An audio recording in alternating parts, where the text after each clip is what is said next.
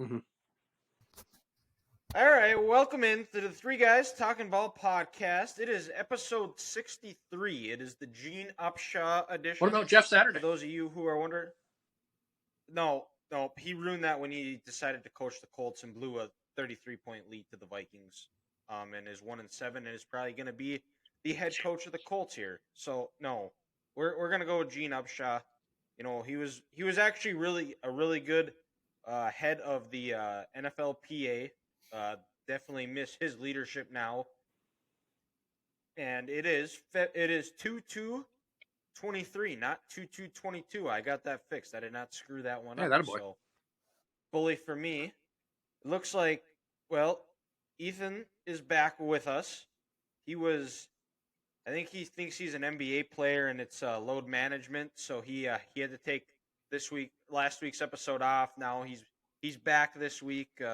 Next week it's up in the air. We'll see how long this one goes. See if he's able to hang on and be able to get him back for next week. Is that what the issue was last week? Ethan, was load Yeah, management. I tweaked an ankle, and I have to ice and raise it every 20 minutes. So I'm really taking a big risk here, not doing that for the next hour or so. Okay, all right. Well, fair enough. Appreciate you gutting it out. So you're not a full NBA player. So No, If it is was, this, you'd be. If you were an actual NBA player, you'd be out for the next month. so is this Yes. Ethan's ankle game? it Is it really just is. My bloody Patrick sock. had his moment yesterday, and now it's time for Ethan's time to shine today? Yeah. Yeah. Well, and then I haven't even gotten to you, Grant. I don't know if you're looking like one of the refs from the Kansas City Cincinnati game, or you're going for the Rip Wheeler look with the Well, flannel dude, and the I cowboy saw hat. Rip kill a guy last night by shaking a rattlesnake and throwing it at his face.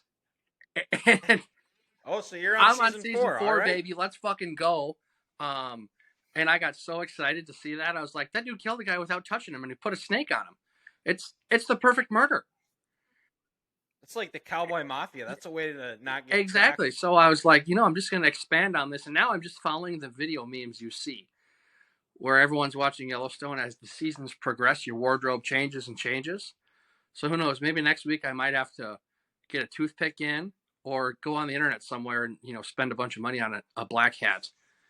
Not one of these cheap fake ones they gave me. So who knows? We'll see. But I'm all in, and I'm excited, baby. Let's go. All right. Well, what did you think of the season 4 opener? Oh my God! Those, like you said, the first 20 minutes, I was just on edge. It was intense. But the one thing I couldn't understand was when Casey and those livestock agents had that firefight. I mean, was this an episode of Star Wars we're watching? Because nobody could hit anything. It looked like stormtroopers out there shooting. the, the amount of bullets that were wasted on these guys was absolutely insane. It was just like, come on, guys, this is a little too much now. It looks like me when I'm playing Call of Duty. Oh, that's a great comparison. It looked like a game of Call of Duty out there. Which is actually funny because it was like $20 on the Microsoft store for Xbox, so I bought it the one day, and oh boy, I'm bad. I was bad when it was popular and I was playing it a lot more, like when I was in high school. But I'm like 3 times worse than what I was. Mm-hmm. That you're saying your KD is definitely under 1? We don't have a 1-to-1 ratio? Oh no. Well, so it's I can just do the campaign, so I'm not able to do the play like online because those servers are long gone. You got to get like the actual new Call of Duties that have come out to play it. Okay. But yeah, no, I never had a positive KD. I was bad. The only time I was good is if I was like the host server and I had like the server and everybody else was glitching out. Then I was good, but other than that, I was terrible. You're just spraying and praying, baby. Yeah, I played because that was what everybody else played, and it was just something fun to do. And I don't know if you guys played that back in the day either, but Modern Warfare, World at War, and Modern Warfare 2 were some of the funnest games. I was more of a Ghost Recon guy. Oh yeah. That was big before Call of Duty. I don't really remember that after. That was headquarters. Yep. And Dylan, those three you mentioned, that was essentially our high school career video game. Yep. All summed up right there into those 4 years. Yep. I remember playing a lot of games, spending a lot of Saturday afternoons on there screaming at the top of my lungs and getting yelled at by my parents that I need to stop yelling and swearing. Tell them to get on the game and they'd understand. Yeah. There's Exactly. different roles in Well, life. so it's funny though, because at the same time my dad got we also had a Wii, and my dad had got Tiger Woods for the Wii, and like I'd be upstairs doing homework and he'd be downstairs playing it, and all you could hear is, "God damn it, Carrie, hit the ball." It's like it sounded like he was actually golfing. Oh, yeah. And I remember looking over at my mom a couple of times like, "Oh," and he wonders where you get it from. Like, yep, exactly, Mom. I told you it wasn't me. I get it. The apple doesn't fall far from the tree. True statement. But, and then, so, did you guys do anything exciting over the weekend? Grant helped me buy or bring a couch back to my place, and how was that go? How did that go? Steaks. I feel like that felt like probably a chore. It sounds like moving. Do you have stairs at your apartment, Ethan? Like 5. Yeah, it's like 5. It's not bad. 5 or 6 stairs. It wasn't bad. But we took my old couch out, which was a lot harder than getting the new one in. Taking it down to Hannah's parents, stopping at the Menards down there, picking up the new couch, then coming back to my place, getting it inside, putting it back like all together and stuff. Did any vehicles get towed? I know No, the last not this time time. there was some moving. No vehicles were towed. No, all right? vehicles were but towed. we did have a classic U-Haul fuck up where Ethan had his reservation at one spot. We get there. Yeah. The gal at the front desk clearly didn't know if she was on foot or horseback. She hadn't had her first cigarette of the day and did not finish her cup of coffee. She was all confused and looks at us dead in the eye and goes, "Oh, actually, it's at a different location at X, Y, and Z address." And Ethan goes, "But my reservation says here." And she said, "No, you got to go to that one." And U-Haul is notorious for doing that to people. So it gets better. Oh, man. It gets better. So we dropped it off at 12:15. Dude's gone. Says he's gonna be back at 1:30. Hour and a half long break, right? And so we come back at like 1:38 and go and ask him, "Hey, are we good to go? Like we brought it back at 12:15. Keys are in the box." Type of thing. He goes, "Oh yeah, you guys are good to go." They charged me $20 for an after service hours fee. Drop off. The dude was on lunch. We brought it back before the due time at 1 o'clock. Yeah. Yep. Oh, gee, what a joke. Yeah. Maybe they were meaning Eastern time. I don't know. What kind of idiot would that be? We picked it up in Minnesota. We're Central Time. I don't know. There's They're a lot of dumb stupid, people in this world. It's whatever gets them more God, money. U-Haul, they just love to actually screw people over. They're good at that. Yeah. That's the nice thing about working at a distribution company is you can use one of their trucks to move all your stuff. Fair. Well, good for you, buddy. Yeah, it was really nice. I'm not going to lie. It was all in one shot. Moving still sucks, but, it made it a lot easier. I will say the one tough part about getting this new couch into Ethan's apartment was this. It came in 2 pieces, and it wasn't in a box. It was the couch itself wrapped up in cardboard and then plastic around there. So it was hard to get a grip going up the stairs and trying to get it through the door. So I think at one point I projectile threw these sunglasses across the building and almost stepped on them because I was so sick of the thing and how I couldn't get any grip on that stupid plastic. And then at one point I just ripped the plastic off and ripped the cardboard off and just carried the couch in, just the couch. There you go. Just He-Man'd it. Just rip Yeah, we just rip-wheeled it. But we got it in. It looks good, and Ethan's ready to roll, baby. Yes, sir. There you go. How do you like it so far? There you go. Wow. Good start, Grant. I know you had a rare weekend off. I know were you bowling on Friday? Yeah, night? me, Ethan, Alec, and then another one of our friends. We kind of got together. Alec threw something together on Friday night there, and we went and we did that. It's just like golf. Bowling is a lot harder than it looks. It definitely humbled us, but Talking about golf, Grant actually played even golf through 8 holes at Augusta. Yeah, dog. Then on Saturday, before we Wow. went out to eat for Hannah's birthday, we went to X Golf, and it was just one of those days where Grant was on there at Augusta National. Yeah. I think I hit every. So I suppose you got to move back from the ladies' tees now. Well, actually, Ethan accidentally messed up, and we were all playing from the men's.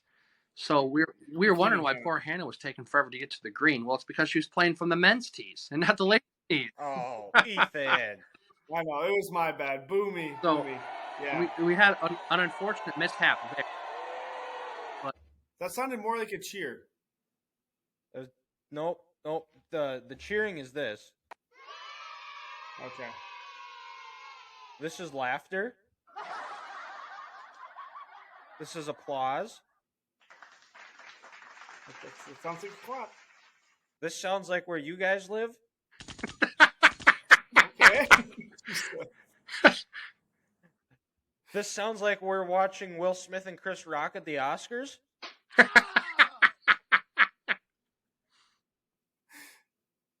And that's and this is where the episode, the dinner party episode at the on The Office. If you guys are aware of that episode, it says awkward. It's supposed to be like, okay. Yeah. But yeah, no, I was having a day. I'm pretty sure I hit almost every fairway except one off the tee. All the par threes we put on the green. You know, we were just having a day. Some days when you're on, and you know, it was just leading up to a great weekend.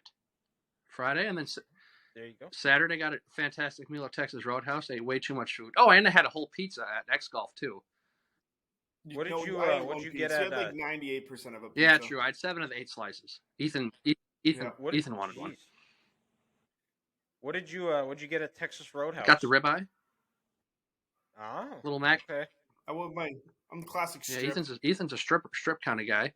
And I got a little mac and cheese and a little baked potato on the side, and about 8 buns. It felt like, so it was fantastic. Yeah. Only 8? That's like one basket. Well, 4's a basket. 4 in a basket. It was 4 baskets. Well, no. 4 in a basket, my guy.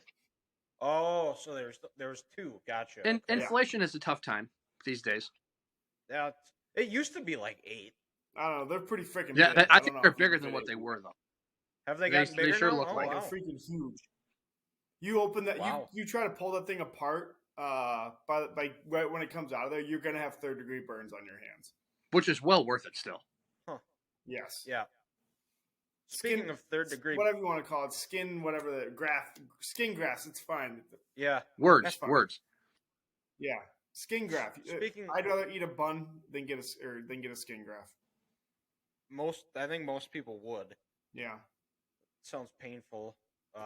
But speaking of third-degree burns, I had one of my fantasy punishments this weekend, and it was I had to split because we both took last, me and buddy Weir, and we had to eat this extremely hot chip, one of those Pocky chips. You know what I'm talking about? Oh, Takis, yeah, Taki. No, Pocky. Oh, it's like one chip. It's called the one chip challenge. It's like one of the hottest peppers in the world. Doesn't sound fun. And yeah, and so we split it. So thankfully it was like half of it.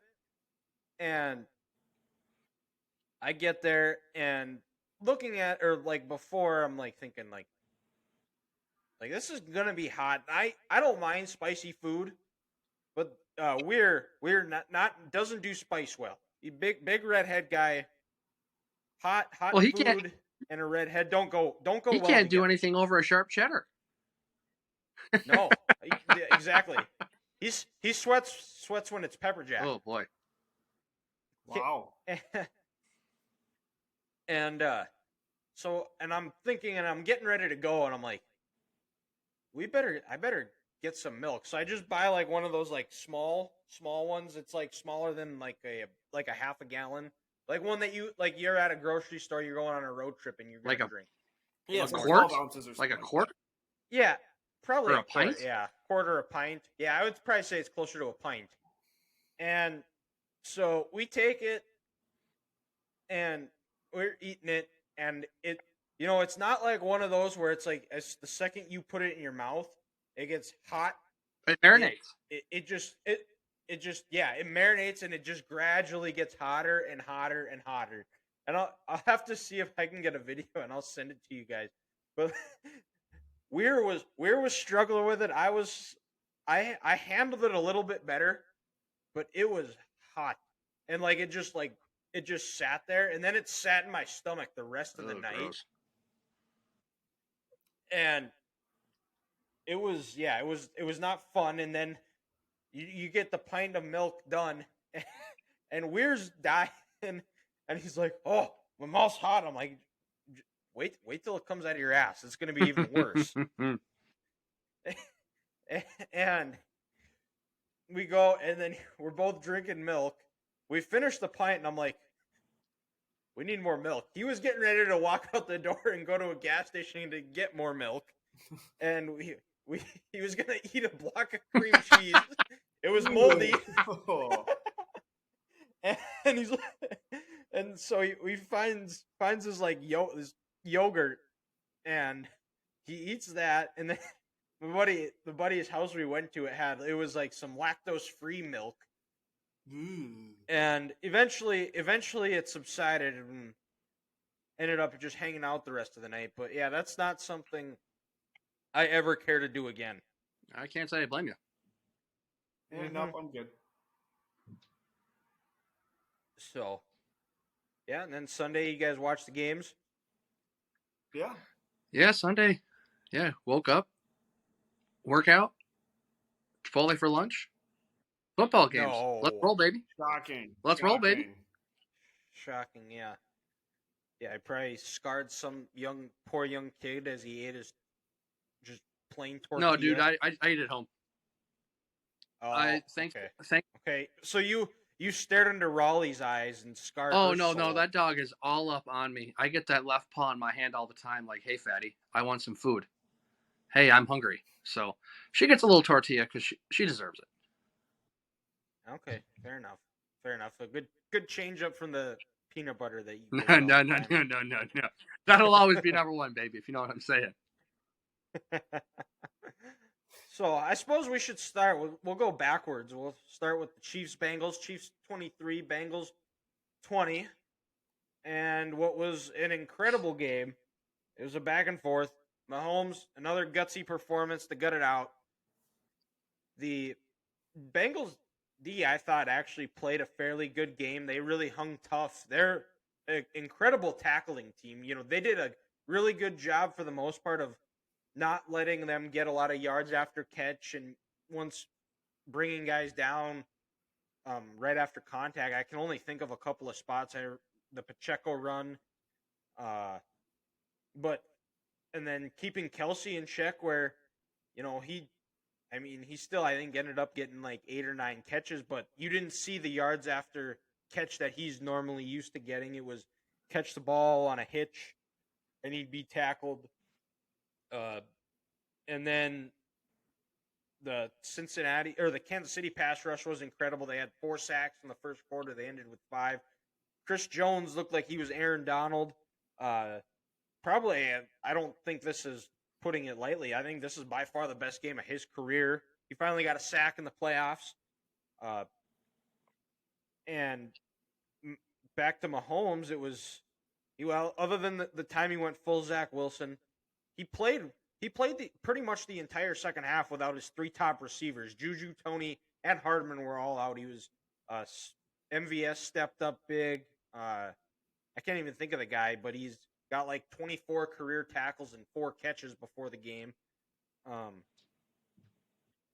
And it felt like as the game got closer with 2 minutes to go, it seemed like it was when Cincinnati got the ball back. It felt like Burrow was just going to go on a drive. After they converted a 3rd and 16, they didn't do anything. They punt, and it was one of the worst punts in the history of the playoffs, where it was a low screaming line drive. He didn't kick it out of bounds. If he kicks it out of bounds, I think Kansas City goes and plays for overtime because they were really struggling to move the ball. It was a great game plan by the D coordinator for the Bengals, and then a 3rd and 4 from Mahomes, a scramble that got a first down, and then Osai gave him another 15 yards on a horrible penalty. Feel bad for the guy because he played an incredible game, but the only thing they're going to remember is that penalty. And Butker kicks the field goal. Chiefs, the kingdom is back in the Super Bowl down in Arizona. The biggest takeaway for me in that game was Washburn, the CBS sideline guy for the Bengals, was saying pregame we want to get him out of the pocket, we want to make him run or whatever. But that seemed like the time he was most dangerous. Mahomes, that is that. Every big play they had was him just creating something, even though he had one ankle. He really didn't do a ton in the pocket outside of those couple deep balls to Scantling. Yeah, well, and the other part too is that he the Bengals, they were close all game of getting to him, and they just weren't quite able to get him where he got rid of it right before they were he got rid of it right before they were getting to him. And incompletions weren't bad plays as long as they just avoided the turnover, and they won the turnover margin. And the Bengals, it showed their lack of an offensive line. That you could definitely tell they were missing 2 starters, 3 starters, or 3, yeah, 3, and it's tough, but you can't really use that injury to them. It's because Mahomes was out there playing with one leg. Kelsey had back spasms, and it's playoff football. You're playing in January. Nobody's 100% healthy. You got to find ways. The great ones find ways to overcome it, and I think both Burrow and Mahomes are great ones. But in the end, Mahomes just was a little greater. I think the big thing for me, guys, is like I've said multiple times this year, after the first Las Vegas game, the Tennessee game, the San Francisco game, the game in Los Angeles on Sunday night, how resilient this Chiefs team has been this year. There towards the end of the first half, Brian Cook tries to make a play, get the ball in the air, Jalen Watson interception. He gets there early. All right, that's a bad play by a rookie. He comes in on that 4th and 5. Zach Taylor pulls his cock out, puts it on the table, and says, hey, we're going for the deep shot.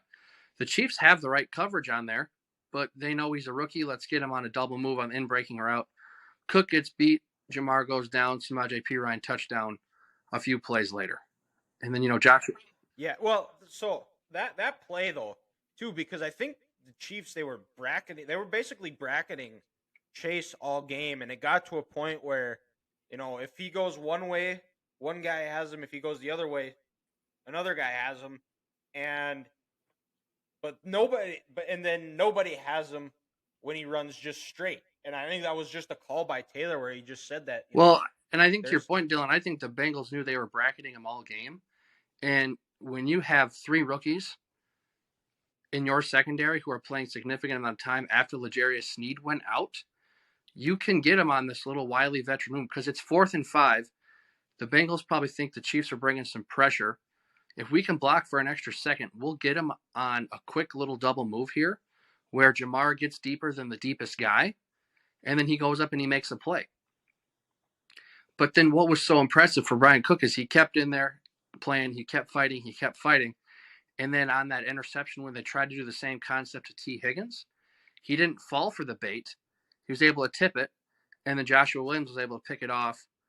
And, the Chiefs didn't score on that drive, but they're able to move the ball a little bit and flip the field. So to your point, Dylan, when the Bengals had to go on a game-winning drive, they had to go, 86-plus yards. And they got that 3rd and 16, but then the Chiefs held them these next 3 plays, and they got the punt back. And then also, talk about resiliency, you feel good for Sky Moore on that punt. Sure, it was a bad punt by Cincinnati. Yep. He's muffed 3 or 4 punts this year. He muffed a punt against the Colts that set up an early touchdown in a game the Chiefs would end up losing by 3. Then he also muffed one, I believe, against the Chargers in the Rams. They took him off the field. He wasn't returning punts. But when Tony gets hurt, he falls in twist an ankle. Hardman goes out with that pelvic injury again. Juju's never returned a punch. L'Jarius Sneed leaves the game in the first quarter with a concussion. Justin Watson doesn't play. Well, there's your 4 punt returners right there. So Sky Moore has no choice but to go in, and he has an awesome return that gives the Chiefs a chance. So just the resiliency that this team had to just never quit and keep fighting was just fantastic to see, on Sunday. And like I said last week before the game, the Bengals, their backups, they can run block, but they're backups for a reason, because they can't protect the quarterback in the passing league. And the Chiefs, they did a great job. I ran the numbers today. Joe Mixon and Samaje Perine only averaged 3.1 yards a carry in this game. Joe Burrow was the Bengals' leading rusher.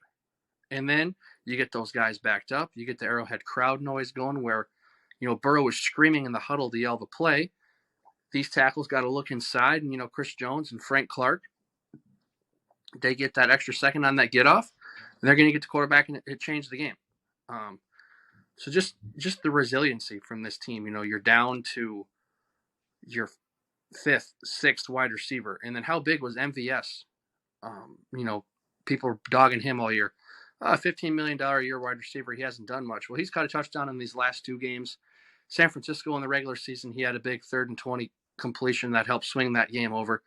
When they needed him, he stepped up. And like I said, Green Bay probably wishes they had him this year. So just a gutsy, resilient team. And, hope they get 2 weeks to get healthy to try to, win the big one. But, and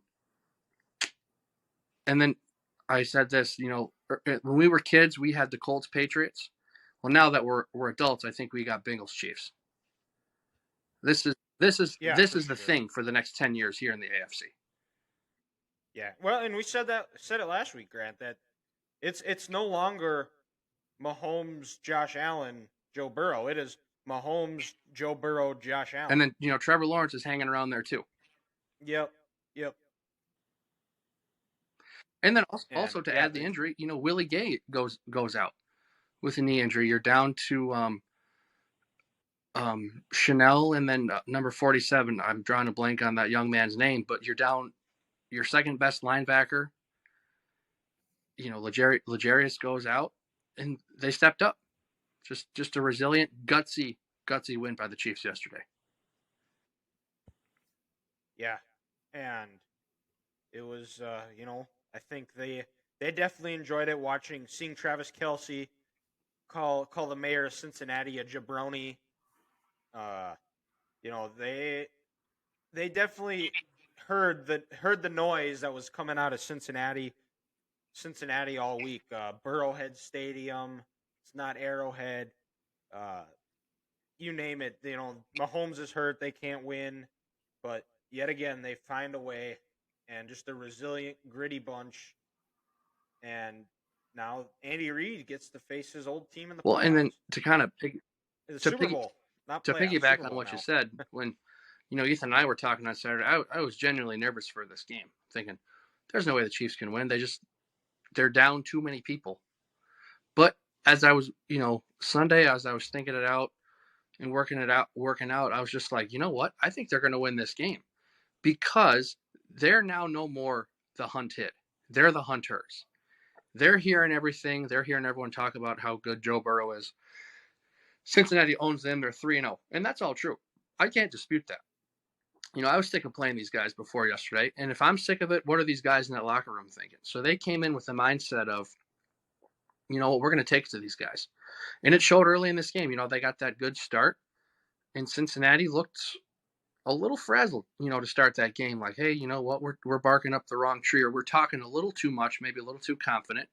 But they calmed down, which you knew they would, just because that's who Cincinnati is. But their defense did a good job of keeping them out of the end zone those first 2 drives, because that game felt like at halftime, it felt like the Chiefs should have been up by a lot more, but it was only 13-6. It should have been like a 10 to 14 point lead. And then, you see the celebration, these Chiefs players, Travis calling them the mayor of Jabroni, Burrowhead, my ass. They're all smoking cigars in the locker room. They heard it all. Did you see Creed Humphrey and Jerick McKinnon walking up to like one of the wherever they must have like some VIP spot where like the fans can watch the guys run out of the Mm-hmm. tunnel, and Creed and Jarek McKinnon were going to get beer to bring back to the Oh, that's locker good. room. It's like they're one of us. Mm-hmm. But yeah, and what surprised me is yesterday going to that game. This year, in terms of points per game, the Chiefs only allowed 21 points a game this year on the season. And to hold a good Bengals team to 20 points and shut them down in the red zone before the end of that first half, to make it 13-6 was huge. Because if it would have been 13-10 after they went 3-and-out after the Jalen Watson interception, that would have been a momentum switch, and I don't know if they could have came back from that. Yeah, because then that's when they went right back down and they had that beautiful pitch and catch to T. Higgins. Yep.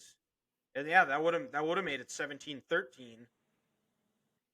And if they get that touchdown, and yeah, who knows? But I think the Chiefs marched right back and scored, didn't they?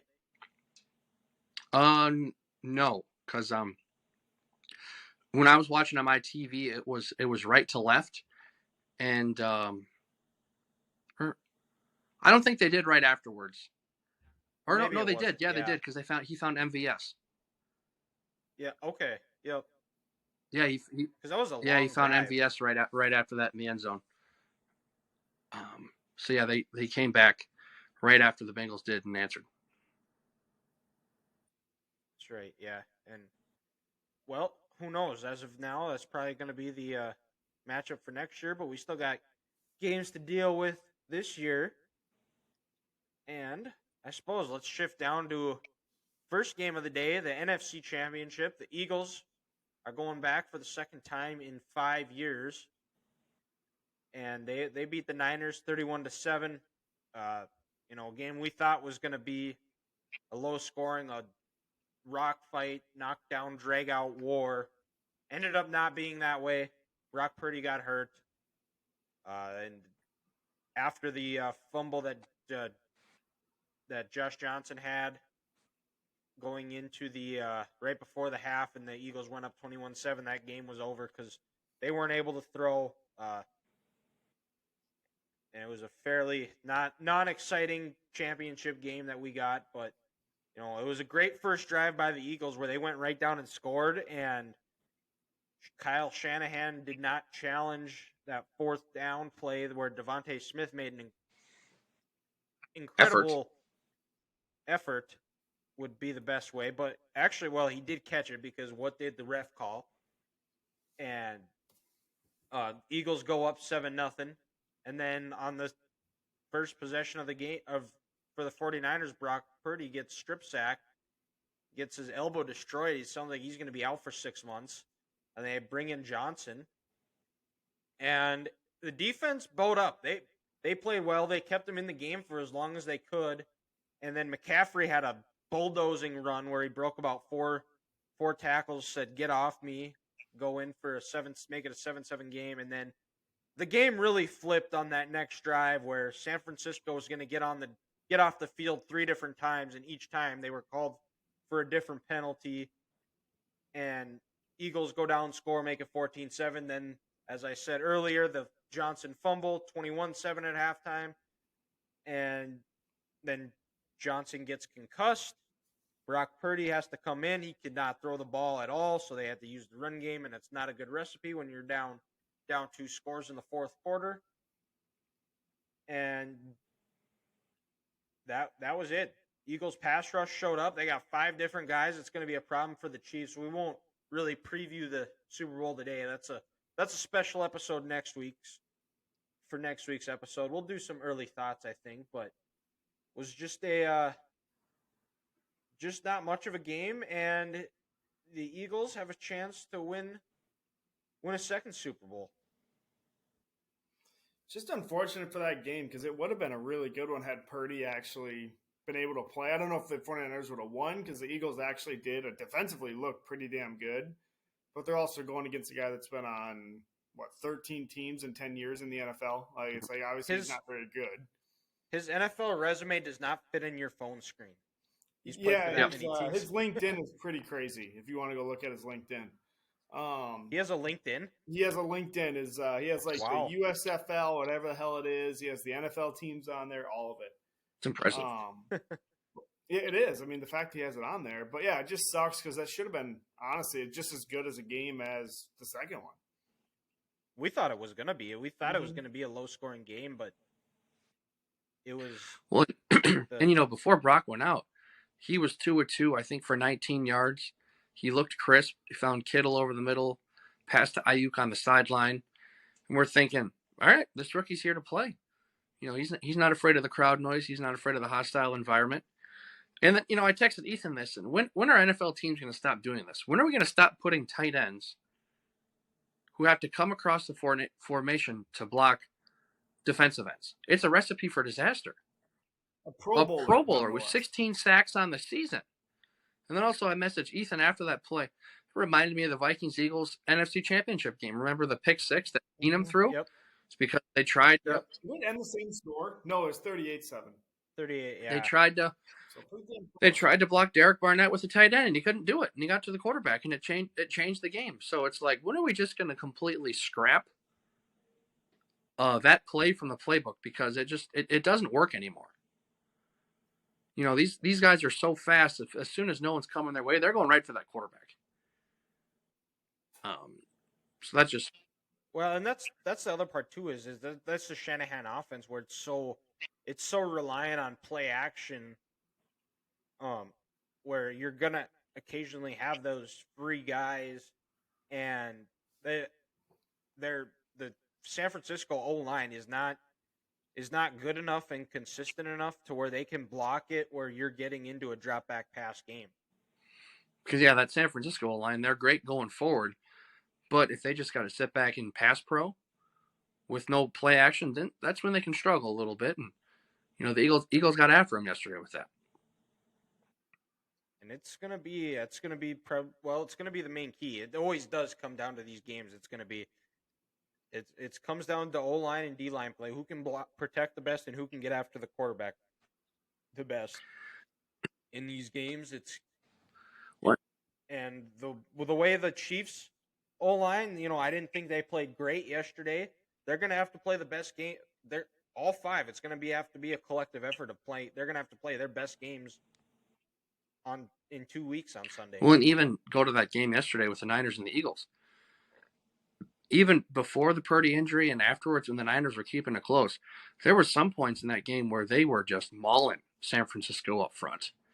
I mean, they'd have two double teams set. They'd have a defensive lineman 4 or 5 yards down the field where they were running right into Drake Greenlaw and Fred Warner. They just, on some of those plays, they didn't stand a chance because those Philadelphia O-linemen were just big, physical, nasty.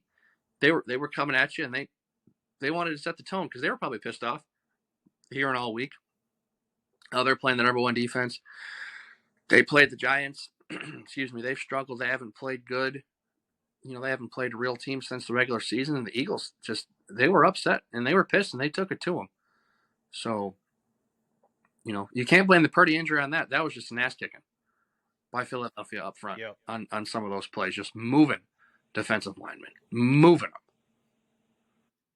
And there's gonna be a lot of questions going into the offseason for San Francisco too, because what do you do at the quarterback position? They haven't had, since Shanahan's been the head coach, there's been one season where they've had a quarterback play all 16 games, and that was when they went to the Super Bowl. But other than that, he hasn't had one starter that started all 16 games throughout, and I don't know if they have one on the roster right now because it sounds like Purdy right now, he's seeking a second opinion, but I mean, he's not going to be ready by training camp. Trey Lance has had 2 surgeries on it, and you don't know what you have with him. Jimmy G, does he want to stick around again for another year? I think he's gone. He's gone. Exactly. No I think I'm right there with you. So there's going to be a lot of questions going into what they do at the quarterback position. Tom Brady's going to be out there. Derek Carr, could he make a return to the Bay Area? Aaron Rodgers as well. Well, all 3, I guess you could say, could return to the Bay Area because they're all from there. But, I've also seen and take this with a grain of salt, but I've seen some people on Vikings Twitter say that they should trade Kirk Cousins for Trey Lance. But Someone said they don't have to give up like a third-round pick. Yeah, I don't think you'd have to give up much if you want Trey Lance right now. I don't think Probably you not. have to. I mean, there's just nothing there. You don't know. No. But I mean, you look at this roster; it's ready to win now. Also, their problem though, they are in salary cap hell. That too. They only have a projected $2.8 million. Salary cap is going to go up $16 million. I think year. that was with the projected increase, though. Ethan. Oh, really? They're already $14 million over, or something like.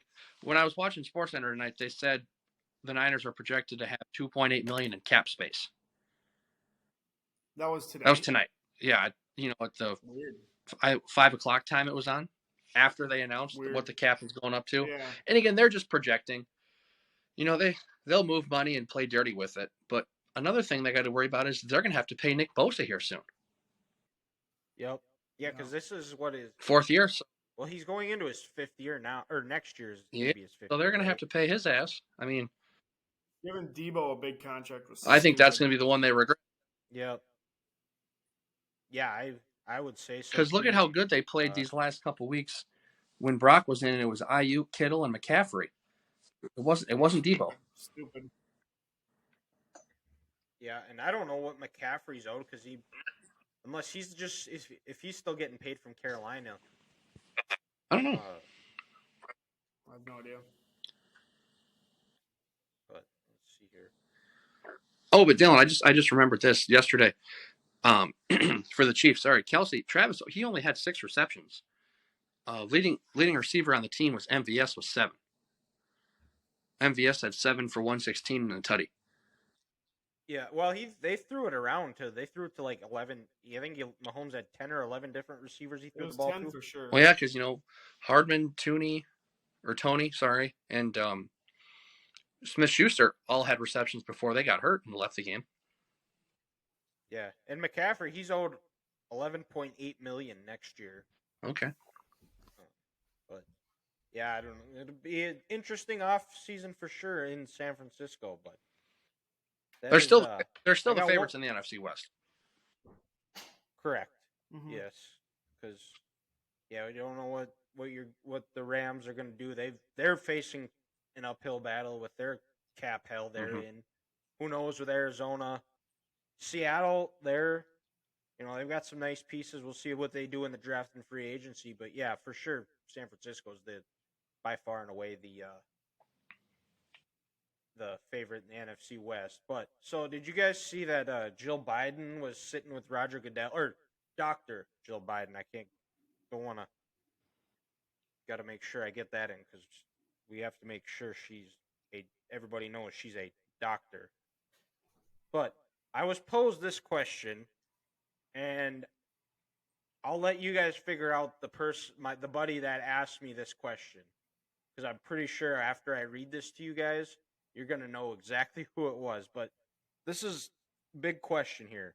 So Dr. Jill Biden was sitting in Roger Goodell's. They were sitting together in a suite at the game. And if Jill and Roger, they hooked up and got married, would that make Roger the step president? Ben Gordon 100% asked this question. It was not Ben. I'm going to say Cody. That was, you're the winner, Grant. That was Cody. So what is the answer? Does that make Roger Goodell the step president? I'm going to say no. But it might be an upgrade because the NFL is actually making a profit, unlike this country. That's true. Hey, we did just hit like the lowest point ever. So I mean, our debt ceiling. So that's pretty cool. Yeah. So I saw this on Twitter. This guy, he tweeted out after they showed a picture. Tweets out a real who's who of single digit approval ratings. Nice. But yes, so that was my question. That was a question that was posed, and I had to get your guys' thoughts, and I thought that was pretty. It was a good question. It was a good. Yeah, Match. that's definitely a Cody guy right there. Something Just only he Eskimo could Bros. think of. Joe Biden, Roger Goodell are Eskimo brothers. Yep. Gross. That two old Hey, white you men. asked. Yeah, I that's didn't answer the something. question. Ethan's. I didn't ask if they're Eskimo brothers. You just threw that one out there. Well, I mean, if they're married, you'd have to assume. You would. Absolutely. That fair Absolutely. point. Absolutely, you would have to. Absolutely. That's just a hypothetical though. Man, There's a lot of greed and power and with money in this country, so Ethan might be onto something. If you know what I'm saying, baby. yeah. Well, They both killed people. Let's be real. These are Oh, yeah. these are facts. Mm-hmm. So, did you guys? I had a tease of I had some big news coming that came in or that I have to share. You gonna walk out of the closet while you say it? Nope. Okay. Nope. What a shame. Nope. Yeah. Sorry to disappoint you coward. boys. Yep. Ethan, I am not selling my house. No. Shoot. And marathon training is kind of tabled right now because I'm pretty sure Cody's bachelor. They actually moved the Fargo Marathon in the last couple of weeks, and I didn't even know it until How my do you sister move it? said so. I don't know. They did because it was supposed to be May 6th, and then I was talking to my sister last week, and she was saying that it was and we were talking about her graduation, and I asked when graduation was. She said it's the week before the marathon. And I'm like, isn't the marathon the 6th? She says, no, it's the 18th or 19th, whatever that weekend is. Also the weekend of Cody's bachelor party. So the marathon training is... What's that? The weekend you die. It's not out of the question. That's a fair point. It could happen. We don't even have any. There's nothing really even planned yet. We're supposed to be going to Mexico, but everything's ridiculously overpriced. One of you for sure is getting abducted, without a doubt. We didn't the last time we went to Mexico together, so we got that going for us.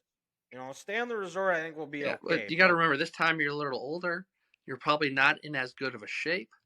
Your cardiovascular endurance is not as what it used to be. You might not. Jeez. You might not be able to outrun the predators down there in Mexico. It's possible. I don't think I was going to be able to outrun them. Would have been 4 years ago when we went. Well, if you would have stuck to your marathon training, you probably would have been able to outrun them. Yeah, stick to it. That's generous that you were putting stick to. When I would say I didn't really fully get started. If we think about it, actually, the Fargo Marathon probably did you a favor. From not absolutely embarrassing yourself and or dying by mile 8. Oh, I wasn't gonna die. I wouldn't have reached the goal of the time of what I wanted to do. But who knows? I'll still try and get back into shape and maybe. Well, I guess I have a new goal of just making sure I look good for Mexico. You gotta look like your dad. That's gonna take like a couple of years. That's not a couple of years, Dylan. That's a lifestyle. That's a lifestyle. That's exactly what it is. It's a lifestyle that he's followed strictly for the last 4 years. Yeah, I've 4 or 40. I've got 4. He didn't follow it super closely. He was always decent shape for most of I don't ever remember him being like having just a huge beer gut sticking out. But there were times where he'd kind of go in and out of phases. But he wasn't the best eater, but now he's got a very strict regimen of, he eats the same thing for breakfast and lunch every day. He pretty much works out every day. And, good for him. That's one of the best investments you can make is investing in your health. Well, if you don't invest in your health, you can't do anything fun because you're going to be too sick and you're going to be stuck in the house. Exactly. So there's that. And then one more thing is, I don't know what the weather is over in your guys' neck of the woods, but it is cold as shit here in Dickinson. That's cold. It was like negative 24 when I went out and started my car this morning. Ooh. Yeah, Yeah, it wasn't that cold. and it was on Friday, and so we talking comfort food and different favorite things to make. So Friday I made a bowl of chili, and we had this discussion of best comfort food a while back. I don't remember which episode it was, but we talked about sides with chili, and cornbread came up. And when I was grocery shopping earlier in the week, place I was at had just like selling like just pieces of cornbread. So I was like, you know what, that looks pretty good. I haven't had cornbread in a while. I got some honey at my house. I'm gonna go get some. And Friday made chili, and I was like, this cornbread's just staring me in the face. So I go and I look. And I'm like, you know what? I'm gonna try this cornbread and chili thing because I've heard that that's a thing. And I put some honey on the cornbread, and then put chili over the top of it. It's pretty damn good, Oh, yeah. guys. I approve. I don't know if you guys have ever done it before, but No, doesn't sound terrible. Yeah, I've done It it. is. Welcome to the party. Welcome to the crew. now did you do like the famous Dave's chili or cornbread? Not chili, but like, have you ever made like the cornbread muffins from Famous Dave's? Not the Famous Dave's ones, no. No, okay, but yeah, they have the jalapeno Mhm. cornbread. That's something I might have to try with chili. That would be That's really good. good. Because I know I've had that jalapeno cornbread at my uncle's cabin a few times, and it's really good. Definitely sounds like it would slap. Like you said, especially with a good meal of chili. It does, yeah. And now I still have a pot of it left that should last me a couple of days, and I got some soup my mom made, so I'm sitting good on the comfort food. It still is soup season, especially with sub-zero temperatures. Net. But the thing about North Dakota cold is it's a dry cold, so it's really not that Shut up. bad. Shut up. You should sound play the stupid right now. slap. You should play the slap. Play the slap. I know. Sometimes that's what the cold does.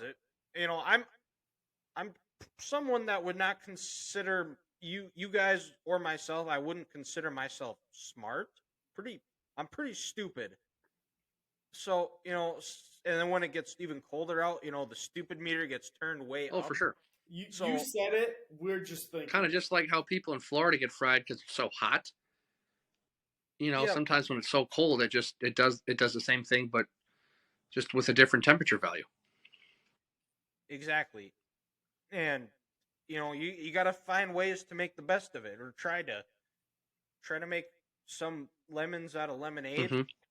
Or there's the saying of you can't make chicken salad out of chicken shit. You can use the chicken shit to fertilize the ground. That's kind of what I'm trying to do. Well, there you go. That's all you can ask for. Mirror positivity. That's what we're going for. Mirror positivity, baby. Did you guys celebrate National Hockey Day? No. No. Okay. And it was not national. It was Hockey Day, Minnesota. Yeah, whatever. Idiot. No, it did not. I'm not very good with my hockey terms. One of my new books I'm reading right now is called A Slap Shot in Time. It's by Dan Minnesota. Shout out Dan if he's listening. But he tweeted me last year when I tweeted out the books I read in 22, and he tweeted out. And the movie is actually the movie Slapshot is loosely based off it. And he actually has a YouTube video of like the history of Minnesota hockey, of when like the North Stars came and then left. It's on YouTube. It's actually pretty interesting. It's like a 3-part series.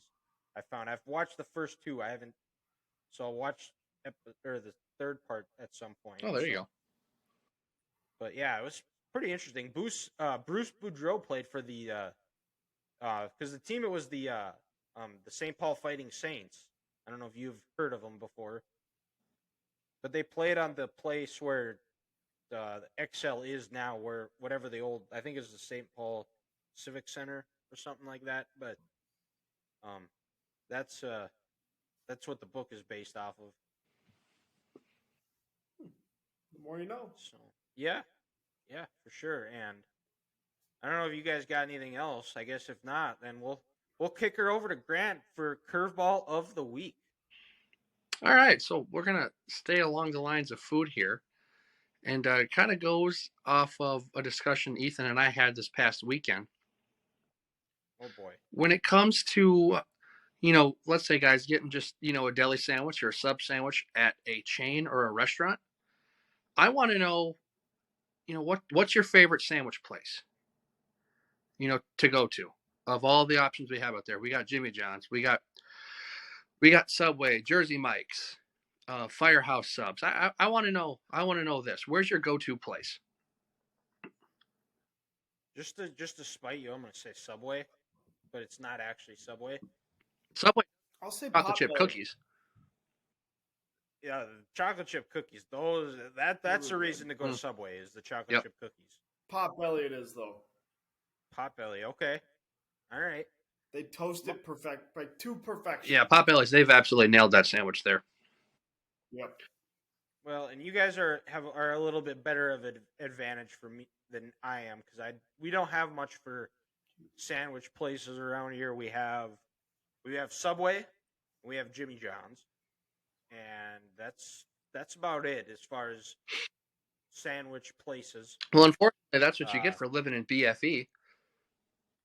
Yeah. Yep. That very true. Very true, Grant. I picked up what you were putting down there. I got it. It doesn't make sense that BFE stands for bumfuck nowhere. That doesn't make any sense. That actually pisses me off. It's bumfuck Egypt is the original. Well, all right, saying. now I know that. I did not know that's fucking saying. stupid. I think that you say bumfuck Egypt. Yeah. So they're basically making fun of the pyramids. Yeah, because they're in BFE. Those ghosts. You can only live in like 1%. Mummies are going to kill everyone now. Yeah. Where else? For me, where else are you going to live in that country? I don't really feel like living in the desert. That sounds awful. Sounds pretty terrible. I mean, basically living in Vegas is like, though. Never been, so I wouldn't know. It's a dry heat there, though, too. We North Dakotans, we got a dry Shut up. cold. Vegas, sorry, this is 620 degrees dry heat. Like, fuck I don't care if it's once it gets over 100 degrees, dry heat, humidity, it don't matter. It's hot, and I'm uncomfortable. Yep. And you're about as red as that Chiefs bill behind you. Oh yeah, there. my Scandinavian background or heritage does not help me in the sun. No. Very low pigment. Yeah, when you got family who damn near came over from Europe a long time ago, we didn't stand much of a chance. Blonde eyes, blue hair. The sun's my nemesis. Yep. But for me, the my go-to sandwich place is without a doubt, hands down, Grand Junction. That Cajun ranch chicken with the fries. You get a huge cookie with it. You 6 cannot hours beat later, it. You don't leave the toilet. The fries, the bread is always fresh there. The fries are always fresh. Everything is just so fresh, and it's just I look forward to going there every time. Like I've thought about after work driving to Bismarck just to go eat there. It's that good. Oh, there's one in Bismarck? Yeah, or Mandan, Bismarck, Mandan, same difference. Green jacket, gold jacket. Yep. Blue dress, gold dress. Ooh.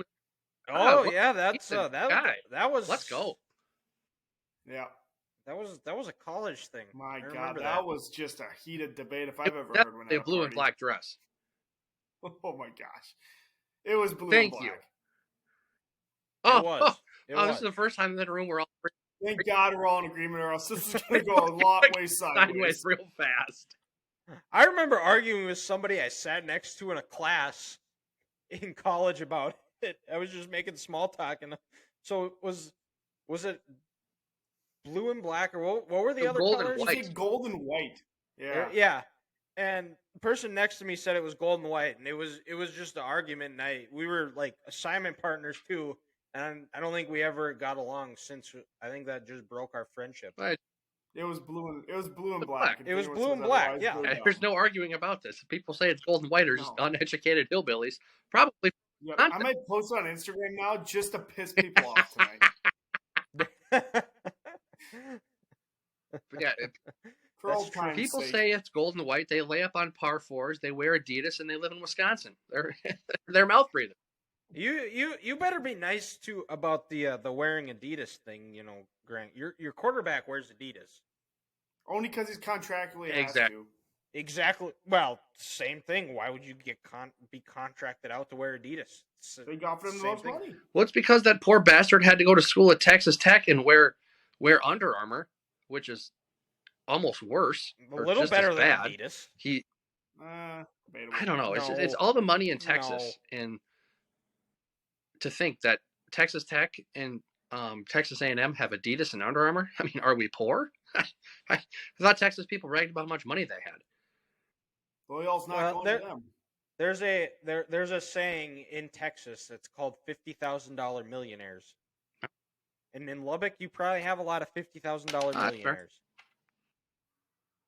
So there's that. And we were going to talk some coaching changes, but we didn't. There haven't really been many, so we didn't get to. Hope you guys enjoyed our championship recaps and our discussion on sandwiches, cornbread and chili. The dress was black and blue, not white and gold, or whatever the hell it was. Who cares? It wasn't that. You're wrong. As Grant said, all the above. You wear Adidas. You sit when you pee. Lay up, of course. Lay up on par fours. All the things Grant does. Live in Wisconsin. Yeah, live in Wisconsin. Cheer for the Hawkeyes. Like the Eagles. Yeah, like the Eagles. Thinks he's a cowboy. Whoa. I don't think I just like the way this looks. I'm not going to pretend to be a cowboy. I'm not going to lie. I just like the look, and I think I can pull it off. You should try to rope me. Hey. Oh boy, I don't. And you guys want me to move out there? I don't know if I want to be there for that. Fun. I don't. Like that game they play in the bunkhouse where they just lasso each other, just whoosh, and just rip each other back. It looks awesome. I'm pretty sure that's what my dad did growing up on his farm when he was with his brothers. I feel like that's something they did when my dad was growing up. Definitely. I believe it. I definitely believe that.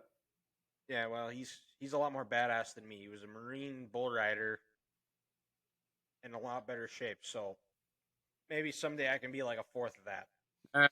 And I've got a lot of work to do. So it's an uphill battle. But thank you guys for listening. Tune in next week. We'll have the segments out on Friday as usual.